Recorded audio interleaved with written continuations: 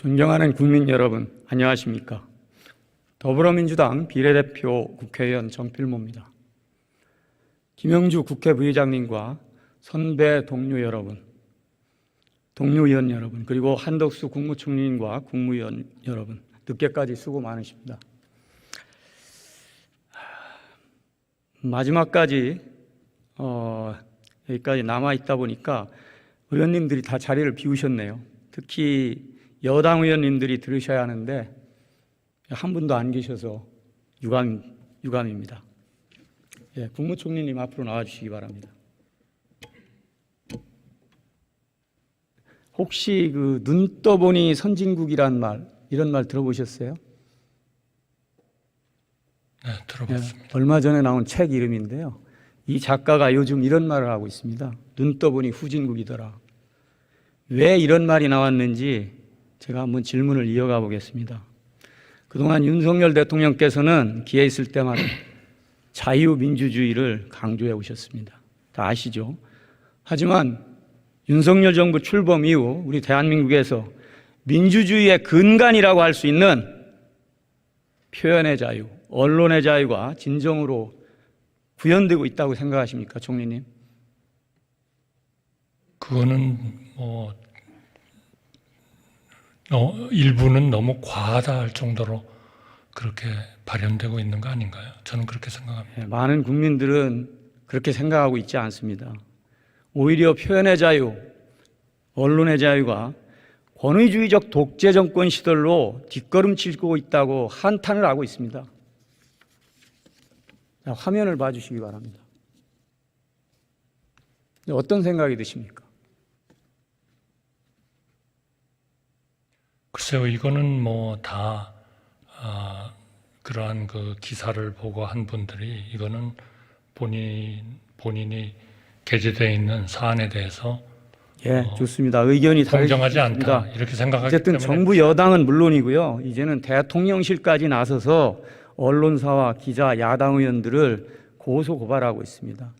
역대 어느 정권도 이렇게 짧은 기간 동안 언론사와 기자들을 상대로 고소 고발 남발한 적 보셨습니까?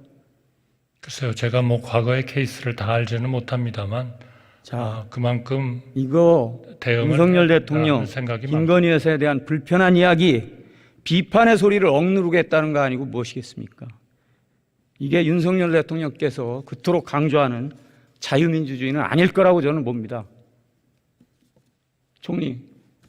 총리님 어떻게 생각하세요? 이렇게 자기의 의사에 따라서 필요한 법적 조치나 항의나 이런 거를 할 수 있다는 것이 진정한 자유민주주의 아닌가요? 저는 그렇게 생각합니다. 그러면은 바깥의 시각을 한번 보겠습니다. 이거 국제 언론인 연맹하고요, 국경 없는 기자에 관한 성명입니다. 보시고 어떤 생각이 들으십니까? 대한민국 총리로서 정말 이거 부끄럽지 않습니까? 이런 의견도 있을 수 있죠. 또 그런 거 이런 의견이 아니라 공인된 국제 단체예요. 이런 데서 이런 얘기를 한다는 것은 우리 국격의 문제예요. 국격이 그만큼 실추되고 있다는 겁니다. 대통령실이 지난해 11월에 MBC 취재진의 대통령 전용기 탑승 허용하지 않은 거 다 아시잖아요. 자, 총리께 묻겠습니다. 대통령 전용기가 사적 공간입니까? 공적 공간입니까? 그거는 국가의 자산이죠. 네? 국가의 자산이죠. 공적 공간이죠. 다시 얘기해서. 국민의 세금으로 운영되는 그런 엄연한 공적 공간 아닙니까? 그렇다면은 당연히 국민의 알 권리 차원에서 자유로운 취재가 허용돼야 하는 거 아닙니까? 이게 상식 아닙니까? 한번 답변해 보세요. 그러나 저희가 해외 예를 보면요, 전체적으로 그런 대통령의 전용기 같은 쪽에 누구를 태우느냐 하는 것은 그거는 역시 대통령실이나 언론에 대해서는 그렇게 하지 않습니다. 언론을 차별해서는 안 되는 겁니다. 그게 언론 자유의 핵심입니다. 아닙니다. 그렇게 말씀하시면은 제가 미국 대사를 했지 않습니까? 그러니까 저 잘합니다. 잘못 알고 계신 거예요. 그렇게 희망한다고 물론 다 태워지지 풀단을 지정해서 태울 수는 있어도 특정 언론사를 배제하지는 않습니다. 아닙니다. 언론사들이 같이 협의해서 결정을 하는 거죠. 어떻게 대통령실에서 이걸 결정할 수가 있어요? 그렇지 않습니다. 언론사끼리 협의해서 자, 정하지 않습니다. 들어보세요. 자, 오죽했으면 언론단체들이 윤석열 대통령은 반헌법적 언론 탄압 즉각 중단하라는 이런 성명까지 냈습니다. 이렇게 되니까 2달 후에는 전용기 탑승을 허용하기로 했다고 발표를 합니다. 마치 시혜를 베풀듯이 말이죠. 과연 21세기 문명국가 대한민국에서 왕조 시대에나 있을 법한 이런 일이 일어날 수 있는 겁니까? 총리 답변해 보세요. 저는 지금 의원님께서 지적하신 이 조치는 우리 대한민국이 자유민주주의냐 아니냐 하는 거하고는 별 관계가 없다고 생각합니다. 그렇지 않죠. 언론의 자유는 민주주의의 근간이고요. 헌법에서 보장하고 있는 자유입니다. 왜 민주주의와 관련이 없습니까? 그러나 그 자유를 보는 사람의 입장에서 보면 책임도 같이 따라야 된다고 생각하는 거죠. 그렇게 말씀하시면 그 책임에 대한 제대로의 그거는 것이 안 됐다고 생각하면 정말 잘못된 생각입니다. 당연히 자기가 문제를 제기할 수 있도록 하는 것이 그것이 자유민주주의의 근간이다. 저는 그렇게 생각합니다. 만약에 언론을 의원님 탄압하고 말씀하신 대로 장악하려 드는 것이 자유민주주의가 아니죠. 그거는 보는 자, 사람의 좋습니다. 입장에서 시간이 따라서는 다 없으니까 다를 제가 수 있죠. 질문 이어가겠습니다.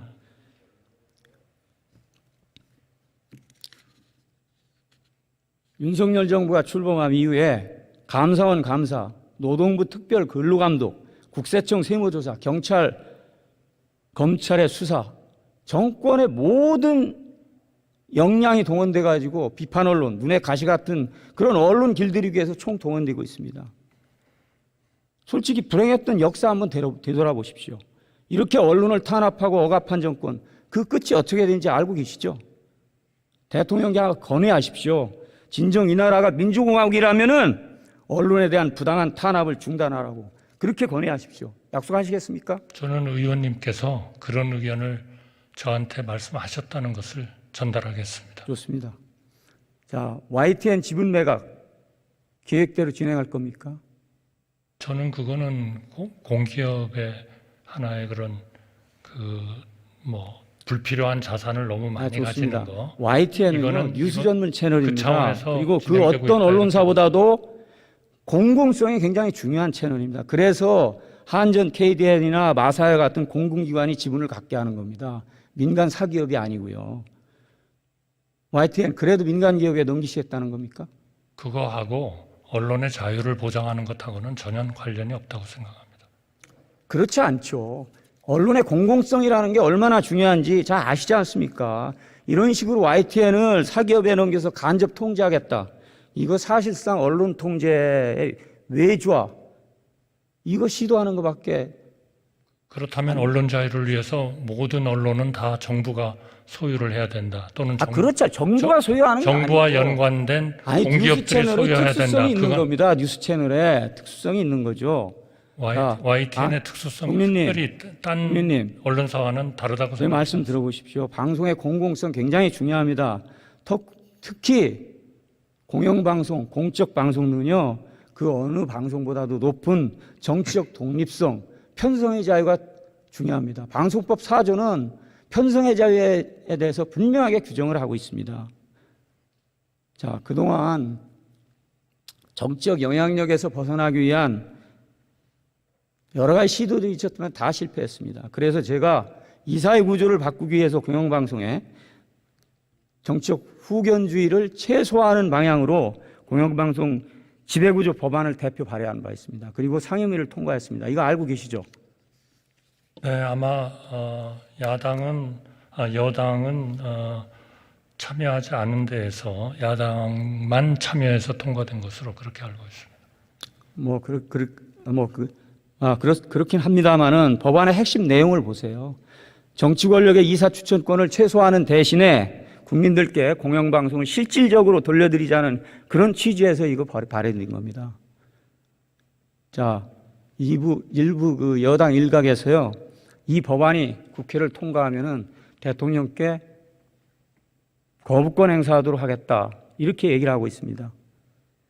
대통령께서 이거 거부하시면은요, 정말 윤석열 정권이 공영방송 장악하려고 하는 거 노골적으로 드러낸 일 아닙니까?